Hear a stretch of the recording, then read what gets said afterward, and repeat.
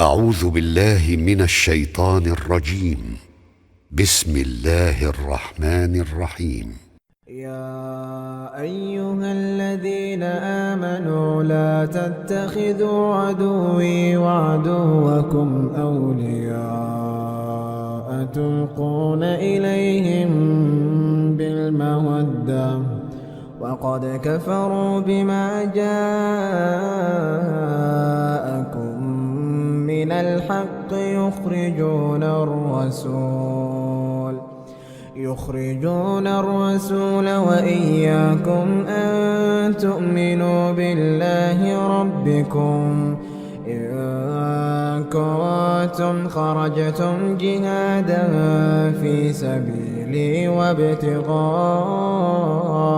مرضاتي تسرون إليهم بالمودة وأنا أعلم بما أخفيتم وما أعلنتم ومن يفعله منكم فقد ضل سواء السبيل إن يثقفوكم يكونوا لكم أعداء ويبسطوا إليكم أيديهم وألسنتهم بالسوء وودوا لو تكفرون لن تنفعكم أرحامكم ولا أولادكم يوم القيامة يفصل بينكم والله بما تعملون بصير. قد كانت لكم أسوة حسنة في إبراهيم والذين معه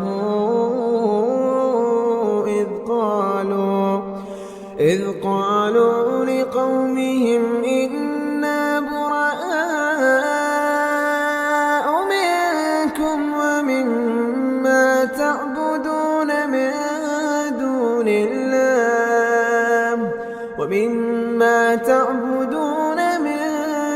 الله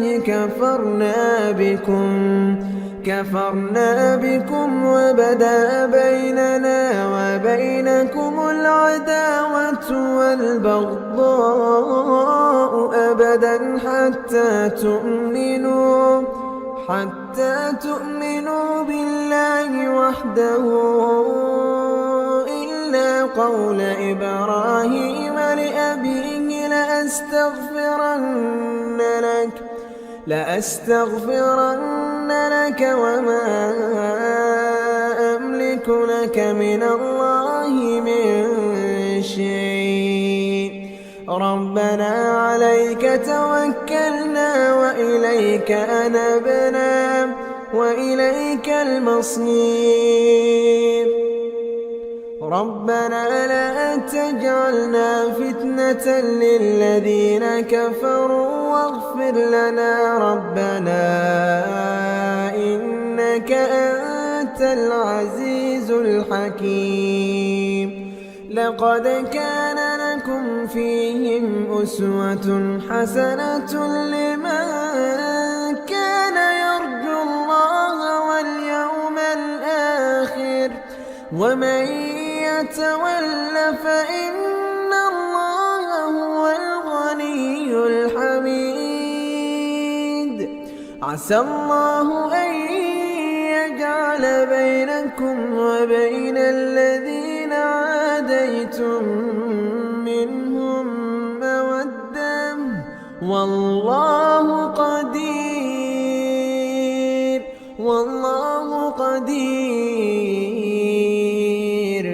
والله غفور رحيم. لا ينهاكم الله عن الذين لم يقاتلوكم في الدين ولم يخرجوكم من دياركم أن تبروهم وتقسطوا إليهم إن الله يحب المقسطين. إنما ينهاكم الله عن الذين قاتلوكم في الدين وأخرجوكم من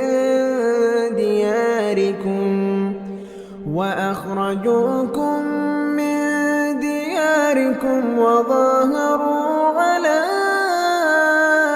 إخراجكم أن تولوهم ومن يتولهم فأولئك هم الظالمون. يا أيها الذين آمنوا إذا جاءكم المؤمنات مهاجرات فامتحنوهن، الله أعلم بإيمانهن، فإن علمتموهن مؤمنات فلا ترجعوهن إلى الكفار،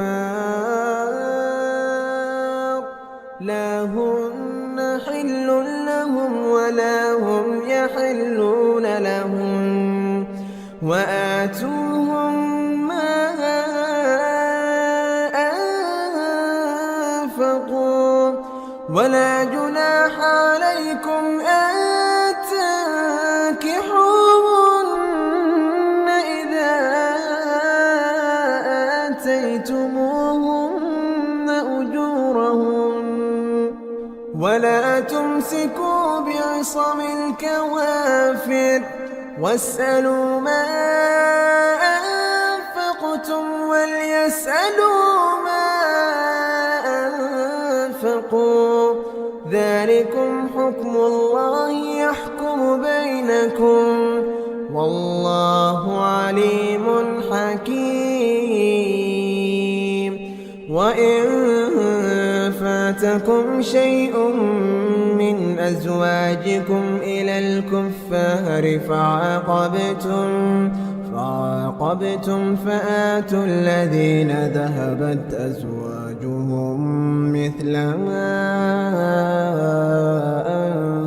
أنفقوا، واتقوا الله الذي أنتم به مؤمنون.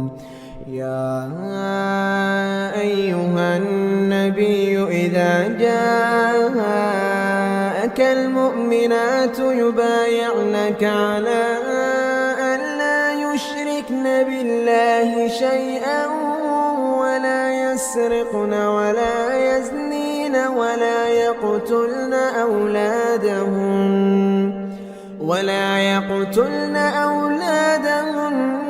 ولا يأتين ببهتان يفترينه بين أيديهن وأرجلهن ولا يعصينك